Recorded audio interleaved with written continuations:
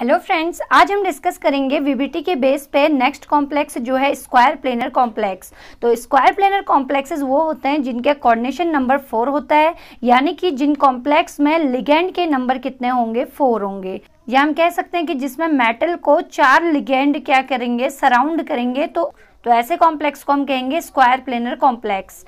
तो ये coordination number 4 वाले कॉम्प्लेक्स होते हैं और इनका हाइब्रिडाइजेशन होता है DsP2। तो यहाँ पे मैंने स्क्वायर प्लेनर कॉम्प्लेक्सेस के कुछ एग्जांपल लिए हैं, जैसे NiCN whole 4 2 negative ion, CuNH3 whole 4 2 positive ion, PtCl4 2 negative ion and PtNH3 whole 4 2 positive ion. तो इनमें से आज हम डिस्कस करेंगे NiCN होल 4 2 नेगेटिव आयन जो है टेट्रासाइनोनिकेलेट सेकेंड आयन। तो सबसे पहले हम इसमें देखेंगे निकेल सेंट्रल मेटल एटम को। तो निकेल का जो एटॉमिक नंबर होता है वो होता है 28 और इसका जब हम कॉन्फ़िगरेशन करते हैं तो ये होता है 3d8 4s2। तो 3d8 4s2 इसका आउटर मोस्ट सेल कॉन्फ़िगरेशन है, जिसके d ऑर्बिटल में 8 इलेक्ट्रॉन और 4s में कितने इलेक्ट्रॉन्स होते हैं, 2 इलेक्ट्रॉन्स। तो हम यहाँ पे सबसे पहले लिखेंगे स्टेप 1 में निकेल इन ग्राउंड स्टेट। तो ग्राउंड स्टेट में जो हमने यहाँ पे कॉन्फ़िगरेशन लिया है इसको हम ऑर्बिटल्स में डिनोट करेंगे। यहाँ पे हम सबसे पहले 3D के ऑर्बिटल्स को शो करेंगे। तो 3D में कितने ऑर्बिटल्स होते हैं, 5 1 2 3 4 5 एंड यहाँ पे 4s का ऑर्बिटल शो करेंगे। तो 4s में होता है एक ऑर्बिटल। अब हम 3D में 8 इलेक्ट्रॉन्स को यहाँ फिल करेंगे हुन रूल से। तो 1 2 3 4 5 6 7 8। तो यहाँ पे हम 8 इलेक्ट्रॉन 3D में फिल करेंगे और 2 इलेक्ट्रॉन्स को हम 4s ऑर्बिटल में क्या करेंगे, फिल करेंगे। तो ये ग्राउंड स्टेट है निकेल की। अब हम निकालेंगे निकेल का इस कॉम्प्लेक्स में ऑक्सीडेशन स्टेट। तो NiCN होल 4 2 नेगेटिव कॉम्प्लेक्स हमारे पास है। तो जिसका हमें निकालना होता है उसको मैंने बताया था कि x मान लेते हैं, प्लस CN के नंबर कितने हैं, 4 लिगेंड्स हमारे पास हैं। CN का चार्ज होता है -1 इक्वल टू हो जाएगा -2। अब ये हो जाएगा x प्लस -4 1 जो 4 इक्वल टू -2। तो अब हम 4 को इधर ट्रांसफर करेंगे तो ये हो जाएगा। तो यहाँ पे 4 में से 2 माइनस करेंगे तो ये आ जाएगा +2 और निकेल की जो ऑक्सीडेशन स्टेट आएगी वो आएगी x इक्वल टू +2। अब हम लेंगे स्टेप सेकंड, निकेल इन Ni2+ ऑक्सीडेशन स्टेट। तो 2+ ऑक्सीडेशन स्टेट का मीनिंग मैंने आपको बताया था कि +2 मीन्स 2 इलेक्ट्रॉन यहाँ से रिमूव किए जाएंगे। तो हम यहाँ पे इसके ऑर्बिटल्स को शो करेंगे। ये इसका 3D ऑर्बिटल होगा 1 2 3 4 5 और ये 4s होगा। तो 3D और ये है 4s। अब हम यहाँ पे इसके ऑक्सीडेशन के अकॉर्डिंग 2 इलेक्ट्रॉन्स को रिमूव करेंगे। तो 2 इलेक्ट्रॉन पहले 4s से यहाँ से क्या होंगे, रिमूव होंगे।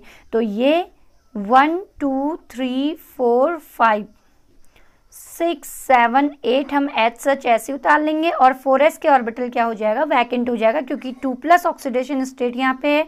तो 2+ में यहाँ से 4s से 2 इलेक्ट्रॉन क्या हो जाएंगे, रिमूव हो जाएंगे।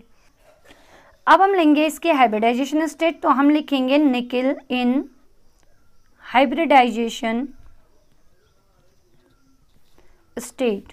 तो हाइब्रिडाइजेशन स्टेट में हम देखेंगे कि निकेल सेंट्रल एटम के साथ कितने लिगेंड। तो यहाँ पे जो हमारे पास लिगेंड है वो साइनाइड है। तो साइनाइड एक क्या है, स्ट्रॉन्ग फील्ड लिगेंड है। तो स्ट्रॉन्ग फील्ड लिगेंड मैंने आपको बताया था कि इलेक्ट्रॉन्स की क्या करा देगा, जो 3D इलेक्ट्रॉन्स होंगे इनकी पेयरिंग करा देगा। तो यहाँ पे हम लिगेंड इफेक्ट को पहले देखते हैं। तो हम सबसे पहले यहाँ पे बनाएंगे 3D के ऑर्बिटल 1 2 3 4 5, यहाँ 4s, फिर हमारा आएगा 4p। तो ये है हमारे 3D इलेक्ट्रॉन, ये है 4s और ये है 4p। तो अब हम इसमें क्या करेंगे, साइनाइड लिगेंड का इफेक्ट देखेंगे। मैं आपको यहाँ पे फिर से लिख देती हूँ कि साइनाइड जो होता है ये एक स्ट्रॉन्ग फील्ड लिगेंड है। ये एक स्ट्रॉन्ग फील्ड लिगेंड है। तो ये अपना इफेक्ट यहाँ पे शो करेगा।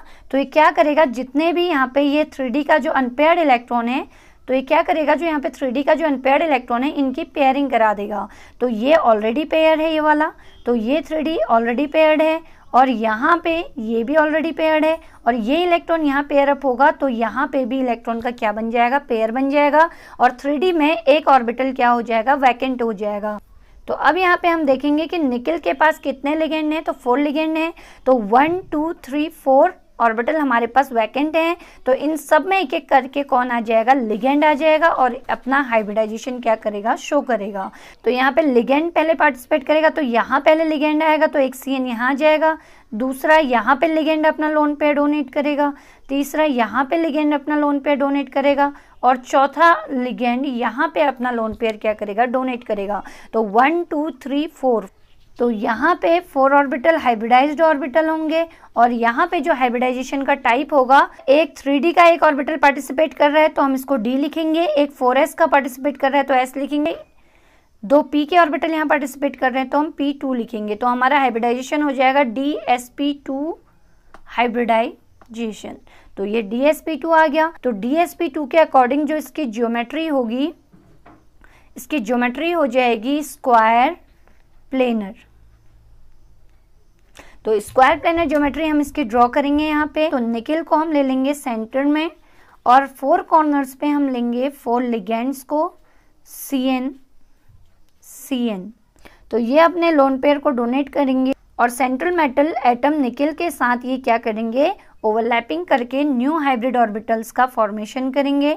तो ये इसके चारों कॉर्नर्स हो जाएंगे साइनाइड के। तो ये जो स्ट्रक्चर बनेगा, ये जो ज्योमेट्री बनेगी, इसको हम कहेंगे स्क्वायर प्लेनर।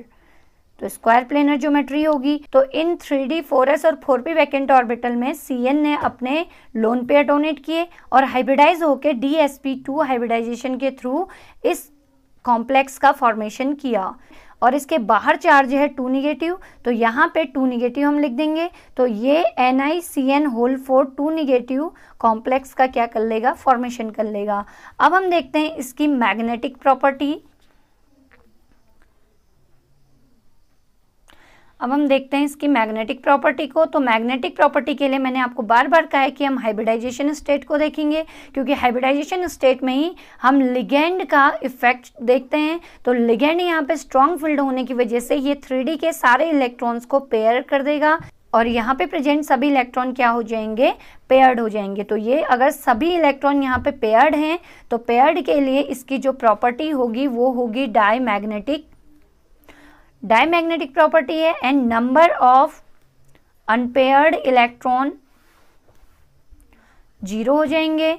तो अगर नंबर ऑफ अनपेयर्ड इलेक्ट्रॉन 0 होंगे तो magnetic moment mu root n n+2 से अगर हम निकालेंगे तो n 0 होने पे म्यू की वैल्यू भी क्या आ जाएगी, 0 आ जाएगी। तो इसका टोटल मैग्नेटिक मोमेंट जो होगा वो 0 होगा। तो इसकी जो मैग्नेटिक प्रॉपर्टी है वो 3D ऑर्बिटल में सभी इलेक्ट्रॉन पेयर्ड होने की वजह से डायमैग्नेटिक हो जाएगी और नंबर ऑफ अनपेयर्ड इलेक्ट्रॉन 0 होने की वजह से इसका जो टोटल मैग्नेटिक मोमेंट म्यू है वो भी क्या हो जाएगा, 0 हो जाएगा। तो आई होप आपको ये टॉपिक समझ आ गया होगा। अगर इससे रिलेटेड आपको कोई डाउट हो तो आप मुझे कमेंट करके बताइएगा।